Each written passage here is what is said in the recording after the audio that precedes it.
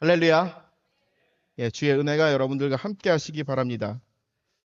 오늘은 대림절 첫 번째 주일입니다. 대림절은 2000년 전에 우리를 구원하시기 위해서 이 땅에 오신 이 아기 예수님을 기억하고 기념하고 찬양하는 시간, 기다리는 시간입니다. 동시에 다시 오실 주님을 기다리는 절기입니다. 즉 대림절은 이미 오신 주님 그리고 다시 오실 주님 사이에서 거룩한 긴장감을 가지고 우리 스스로의 믿음을 점검해 보는 시간입니다. 주님께서 다시 오신다고 하였습니다. 그런데 그때와 그 시는 알려주지 않으셨습니다. 알려주지 않은 이유는 바로 무엇일까요? 우리에게 늘 항상 준비하는 마음으로 하나님의 백성으로 다시 오실 주님을 맞이하는 마음으로 살아가기 위함입니다. 우리는 누구나 기다림을 가지고 살아가고 있습니다. 그러나 때로는 이 기다림의 과정 너무 길고 고단하여서 정작 누구를 기다리는지 왜 기다리는지를 잊어버릴 때가 있습니다. 예수님을 기다린다고 다시 오실 주님을 우리가 맞이하겠다라고 생각을 하지만 그리고 그러한 기다림을 가지고 살아가지만 우리는 기다리는 가운데 우리의 정체성을 놓칠 때가 있다라는 것입니다. 오늘 말씀을 시작하면서 제가 예전에 가이드 포스트라는 하나의 그 책자에서 읽었던 이야기가 생각나서 여러분들과 함께 나눠보고자 합니다. 옛날에 한 남자가 있었습니다. 그런데 그에게는 사랑하는 여인이 있었습니다. 그 여인을 만나 행복하게 살겠다는 꿈이 있었어요. 결혼을 하기 원했던 것이죠. 그러면서 돈을 벌기 위해서 고향을 떠났습니다. 그는 열심히 일해서 자기 자신이 가지고 있었던 빚을 청산했습니다. 그리고 집을 마련하기 위해서 열심히 타양해서 돈을 모았습니다. 그의 고생은 헛되지 않았습니다. 몇 년 후에 그가 가지고 있었던 모든 빚을 다 갚게 되고요. 그리고 조그만한 집을 살 돈도 모았습니다. 동료들의 환송을 받으면서 사랑하는 여인이 사는 곳으로 설레는 만남이 있는 곳으로 고향을 향해 떠났습니다. 그런데 떠나는 여정 가운데 문제가 생깁니다. 평생 이 남자는요, 흙만 바라보며 살았던 사람이었습니다. 그런데 지나가는 도시의 풍경은 너무나도 화려하고 낭만적이었습니다. 더 화려한 세상을 만났을 때 그는 조금씩 여러 가지 생각들이 들었습니다. 그런데 그는 참았습니다. 사랑하는 여인을 만나고 그리고 행복하게 살아가야겠다는 그런 마음이 있었기 때문입니다. 그런데 여정이 계속되는 도중에 더 큰 도시를 만나게 됩니다. 더 화려하고 더 멋진 세상을 만났을 때 그는 조금씩 타협하기 시작했습니다. 조금만 즐기자. 조금만 쉬었다 가자. 그는 모아둔 돈을요 조금씩 쓰기 시작했습니다. 돈을 쓰니 몸이 편하기 시작했고 돈이면 다 되는 세상의 맛을 보게 되었습니다. 심지어는 돈으로서 잠시뿐인 사랑일지라도 살 수 있는 그런 착각에 빠지기도 했습니다. 그런데 그의 마음 가운데는 불안한 외침이 있었습니다. 이러면 안 되는데, 그녀를 만나러 가야 하는데, 그녀와 행복하게 살려면 이 돈을 다 써버리면 안 돼야 되는데, 지켜야 되는데, 하지만 그는요 이미 새로운 세상의 쾌락에 익숙해졌습니다. 결국 그는 모든 돈을 탕진하고 말았습니다. 빈털터리가 되어서야 그때 정신을 차렸습니다. 아, 내가 지난 몇 년 동안 피땀 흘려 고생한 이유는 바로 그녀를 만나기 위함인데 내가 이러면 안 되지 하면서 빈털터리가 된 그 사내는요 뒤늦게 여인을 찾아 떠나기 시작했습니다. 그리고 마침내 고향에 도착하게 되었고 그가 그토록 보고 싶었고 사랑했던 그녀를 멀리서 보게 되었습니다. 마음이 터지듯이 기뻤겠죠. 그런데 그녀에게 다가갈 수가 없었습니다. 자신의 꼴이 너무나도 비참했기 때문입니다. 사랑을 이루기 위해서 준비했던 모든 것들, 그 기다림의 과정 속에서 다 탕진해 버린 것이죠. 자신의 모습을 바라봤을 때 여인과 행복하게 살 수 없을 것 같습니다. 그래서 이 남자는요, 그 길로 고향으로 들어가지 못하고 여러 곳을 방황하다가 결국에는 쓸쓸히 객사하고 맙니다. 이 남자의 비극은 바로 무엇일까요? 사랑을 위해 시작한 일이었습니다. 그런데 그 과정에 매몰되어 버린 것입니다. 우리도 그렇잖아요. 우리가 어떠한 정체성과 어떠한 다짐과 또 어떻게 살아가겠다고 결심을 하게 됩니다. 그런데 그 과정 가운데 그리스도인으로서 또 한 사람으로서 나의 정체성을 지키며 살아가는 것이 어려울 때가 있습니다. 그럴 때 조금씩 타협하다가 우리의 정체성을 잊을 수 있는 것이죠. 원대한 목표가 있습니다. 그런데 그 과정 가운데 자신의 정체성이 파묻혀 버리는 것이죠. 기다림의 시간을 견디지 못하고 그 속에서 무너져 버리는 것입니다. 오늘 대림절을 보내고 있는 우리들의 모습은 어떠합니까? 예수님을 기다린다고 말합니다. 천국을 소망한다라고 말합니다. 하지만 주님을 기다리는 이 믿음의 여정 속에서 세상의 화려함에 눈을 팔고 있지는 않는지, 꼭 신앙생활을 하면서 형식의 타성에 젖어 정작 맞이해야 되는 예수님을 맞이하지 못하고 예수님을 잊은 채 살아가고 있진 않은지, 종교적인 행위만 남은 껍데기만 있는 그러한 그리스도인이 아니라 종교인의 삶을 살아가고 있지 않은지, 우리는 이 질문을 안고 하나님의 말씀을 붙들고자 합니다. 예수님 당시에도 이런 일이 있었습니다. 그들은 오랜 시간 동안 메시아를 기다렸습니다. 이스라엘 민족들은요, 수많은 고통을 당했습니다. 포로로 끌려가가지고 오랜 세월 동안 살아야만 했습니다. 그런데 그들이 견딜 수 있는 것은요, 이렇게 우리가 나라를 뺏기고 모든 것을 다 잃는다 할지라도 우리를 구원해줄 메시아가 온다라는 그러한 믿음이 있었습니다. 그리고 그 기다림의 중심에는요, 예루살렘 성전이 있었습니다. 성전은 그들에게 있어서 종교적인 심장과도 같았습니다. 민족의 정체성과도 같았습니다. 그리고 그들이 믿기에 그곳은 하나님이 거하는 가장 거룩한 곳이었습니다. 그런데 우리가 요한복음의 말씀에 보게 되면은 예수님께서 그 성전에 들어가셨을 때 주님이 보신 것은요, 거룩함이 아니었습니다. 성전에 들어갔을 때 장사치들은 소리 높여 소리를 지르고 돈 바꾸는 사람들로 가득하고 있던 그러한 시장바닥이었습니다. 경건은 사라졌고 형식만 남았습니다. 믿음이 있는 사람들, 간절한 마음이 있는 사람들의 상태를 이용해서 돈을 벌고 이익을 추구하는 사람들이 넘쳐났었죠. 이것이 잘못된 것이라고 알고 있었을까요? 몰랐을까요? 그들은 알고 있었습니다. 특별히 종교 지도자들도 알고 있었어요. 그런데 그들이 그것에 대해서 침묵한 이유는 바로 무엇이었을까요? 그들에게도 돈이 주는 달콤함이 있었기 때문이었다는 것이죠. 그들은 하나님을 예배한다라고 하지만 사실 이 성전은요, 이미 하나의 시장이 되어버린 것이죠. 거대한 시장이 되어버린 것이죠. 그러면서 그들은요, 그 종교적인 권한이 주는 그 시스템 안에서 그들의 마음 가운데 또 다른 성전을 짓고 우상 숭배하며 살았던 것이 바로 예수님 보시기에 그들의 모습이었습니다. 예수님은 그들을 향하여서 채찍을 드셨습니다. 상을 엎으셨습니다. 그들을 향하여서 소리치셨습니다. 너희가 이 성전을 헐라 내가 사흘 동안 일으키리라. 여러분, 우리가 주의 깊게 잘 봐야 될 것이 있습니다. 너희가 이 성전을 헐라. 예수님께서는요, 내가 이 성전을 헐겠다고 말씀하시지 않으셨습니다. 너희가 이 성전을 헐라. 이 말에 유대인들은요, 분노했습니다. 46년 동안 지은 이 웅장한 건물을 어떻게 우리 손으로 헐란 말인가. 그런데 예수님께서 말하는 그 성전은요, 건물을 말하는 것이 아니었습니다. 그들의 마음 속에 있는 성전을 헐라라는 것이죠. 처음에는 그들의 건물로서의 성전은요, 그들의 헌신과 눈물로서 지어졌습니다. 그들이 포로 생활하고 귀환하고 다음에 그들이 가장 먼저 했던 것은요, 학교를 짓고 그들이 살 수 있는 기반을 만드는 것이 아니었어요. 제일 먼저 성전을 만드는 것이었습니다. 성전이 다 지어지고 보수가 되었습니다. 그런데 그리고 나서 그들의 마음이 변하기 시작한 것이죠.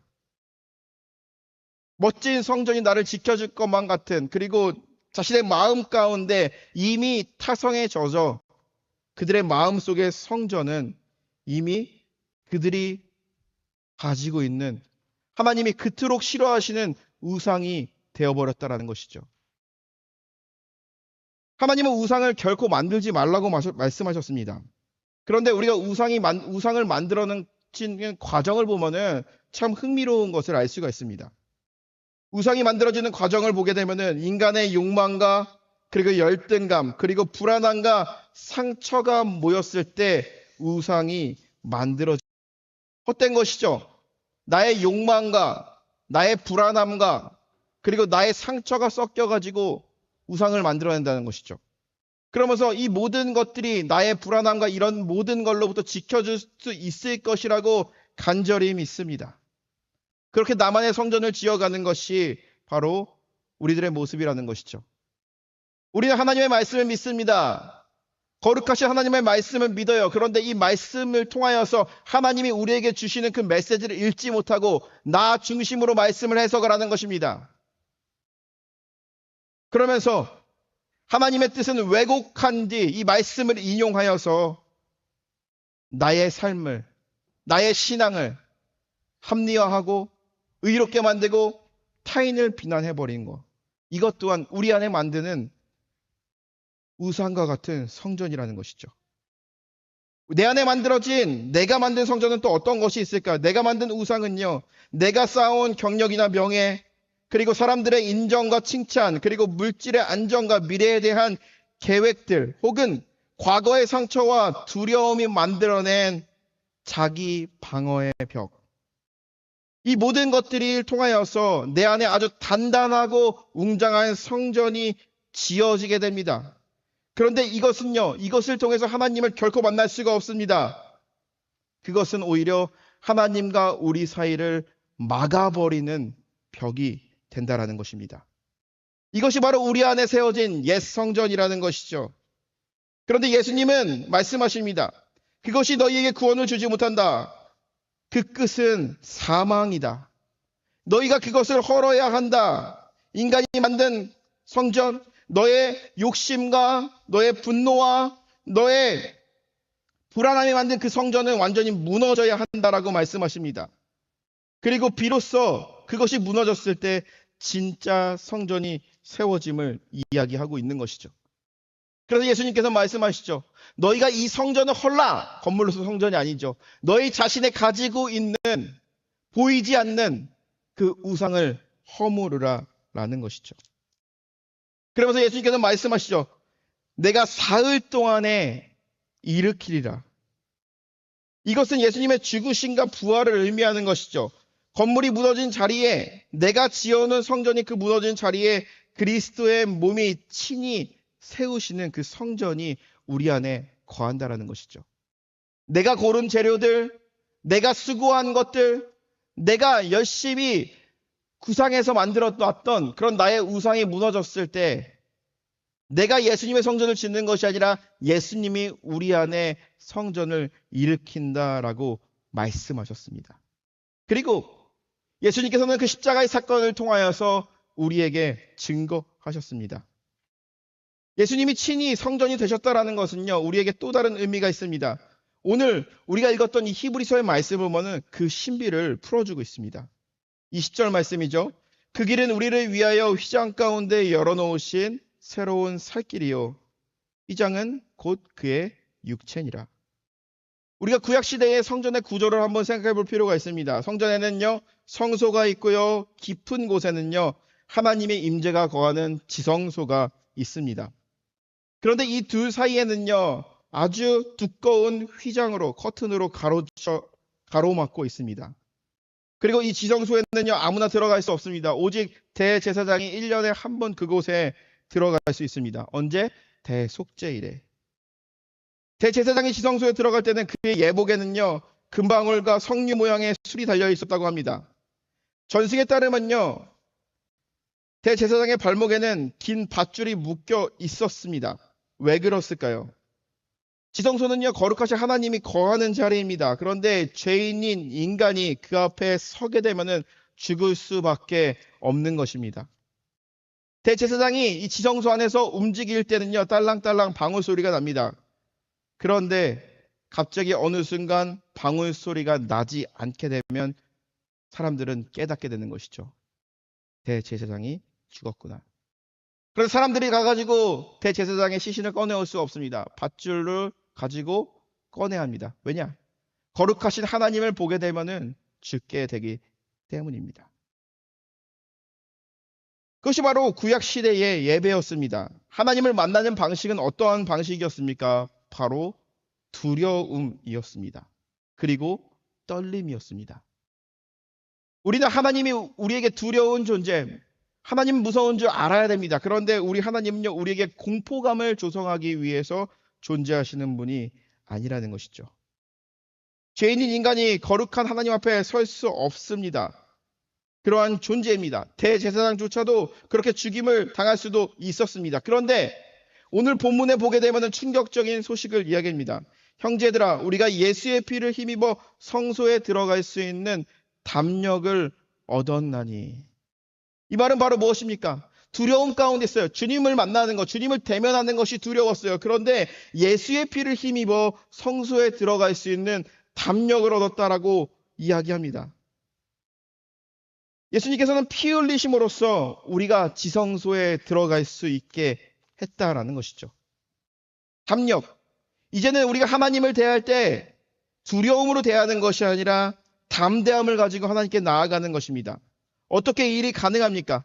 예수 그리스도께서 십자가에서 숨을 거두실 때의 성전의 휘장이 아래에서 위로 찢어졌기 때문입니다. 그래서 히브리서 기자는 말합니다. 그 휘장은 그의 육체니라. 예수님의 몸이 찢어짐으로써 하나님과 우리 사이에 가로막혔던 죄의 벽이 완전히 무너진 것입니다. 예수님이 당신의 몸을 깨트려 우리에게 새로운 살 길을 열어주셨습니다.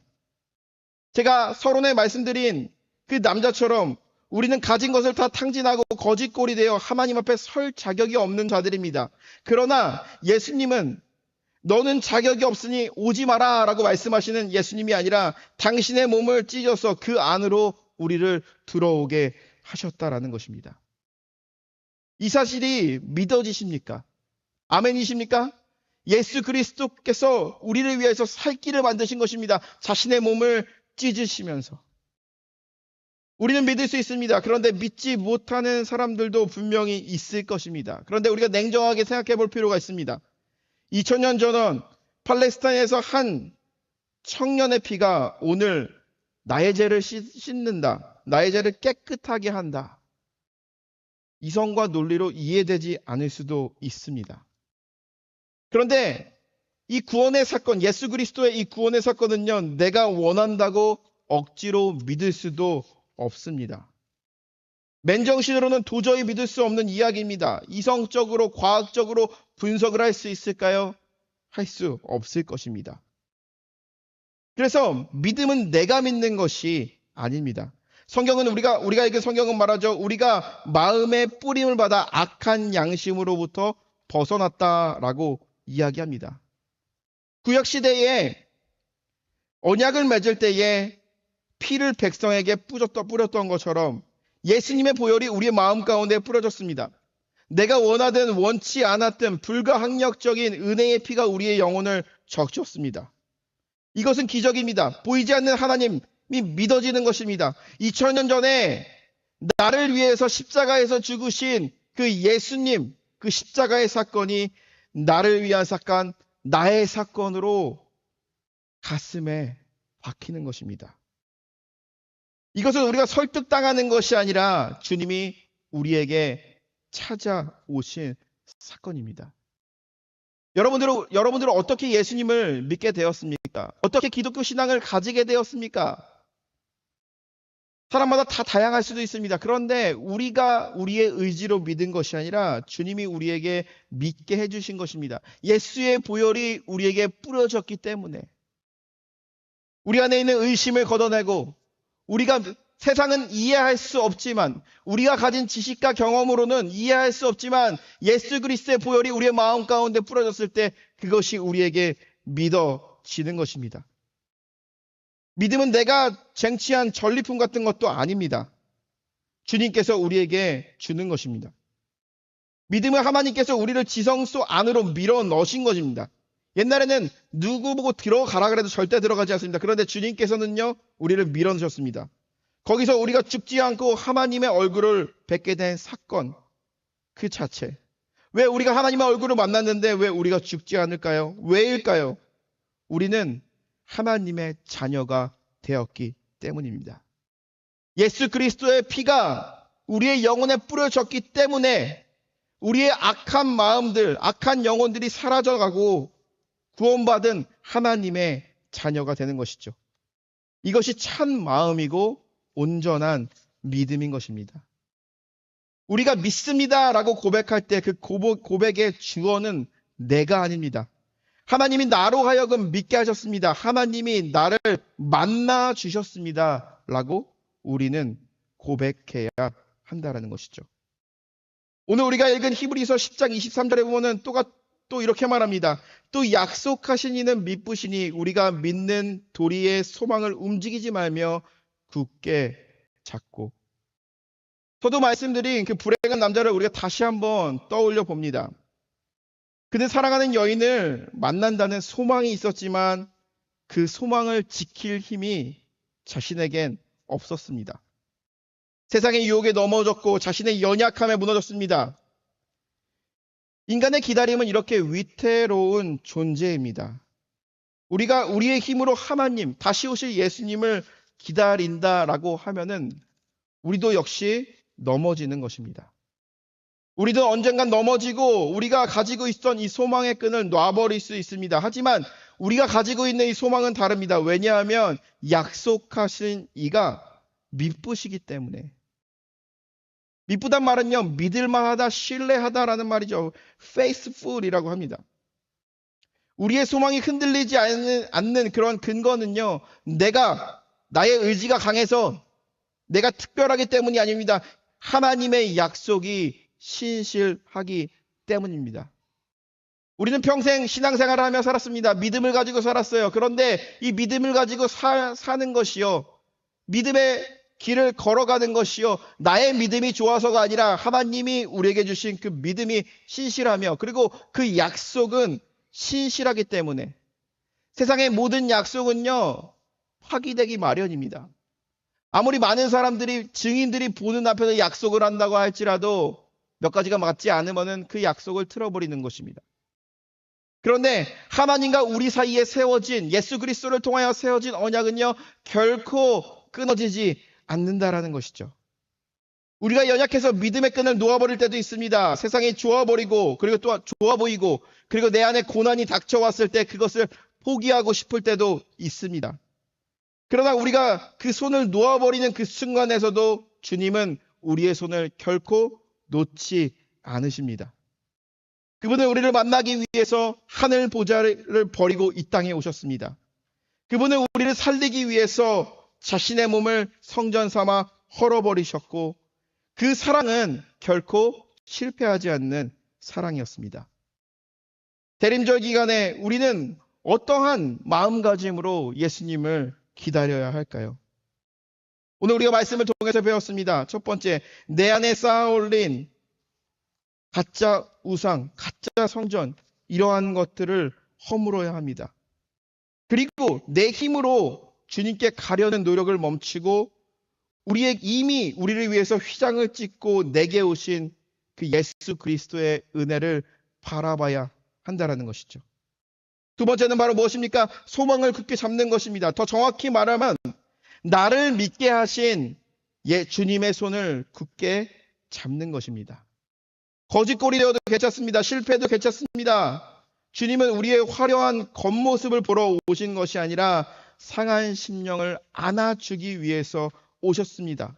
우리를 위해 오셨고 우리를 위해 다시 오실 것을 약속하셨고 그것을 준비하게 하기 위해서 우리에게 믿음 위에 믿음을 더하십니다. 세 번째로 우리가 다짐해야 될 것은 무엇이냐? 우리가 서로 격려해야 됩니다. 히브리서 10장에 보게 되면 이렇게 됩니다. 서로 돌아보아 사랑과 선행으로 격려하며 모이기를 패하지 말고 오직 권하여 그날이 가까움을 볼 수 있도록 그리하자. 대림절기는요, 단순히 기다림이 아니라 개인적인 기다림이 아니라 공동체적인 임을 말하고 있습니다. 우리가 함께 예배하는 이유, 그리고 서로 기도회를 갖는 이유, 그리고 또한 교회 공동체로 주님께서 우리를 모아놓으신 이유는 바로 무엇입니까? 우리가 서로와 서로 간에 예수 그리스도를 믿는 자로서 그리스도 안에 있는 하나의 지체로서 변화받은 자녀로서 한 마음 한 뜻으로 서로의 믿음을 격려해주고 끌어주고 안아주며 마지막 때를 준비하라고 이야기하고 있는 것입니다.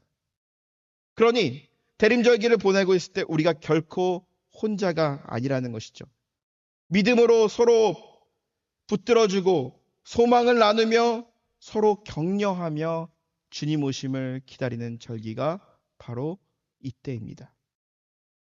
개인적으로 대림절기를 보내면서 제 마음 가운데 드는 생각은 바로 이거였습니다.